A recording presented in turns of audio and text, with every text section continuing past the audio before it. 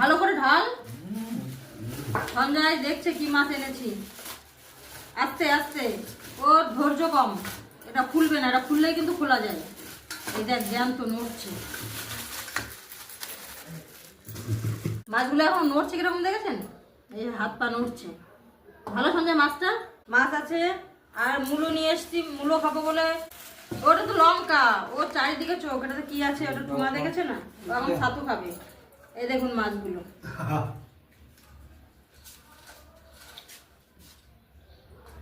বেশ বড় বড় চিংড়ি, একদম ফ্রেশ চিংড়ি, পুরো নড়াচড়া করছে, এই যে হাত পা সব নড়ছে। ভালো মাছটা দেখে পছন্দ হলো বলে নিলাম। আর একটু সবজি বাজার করে নিয়ে এলাম, এবার রান্না করবো আর পালং শাক নিয়ে এসছি। আমাদের এখানে সবজির প্রচন্ড দাম।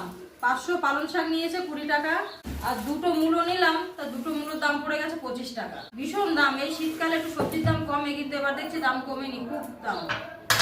যাই হোক, কি আর করা যাবে, তবুও তো খেতে হবে।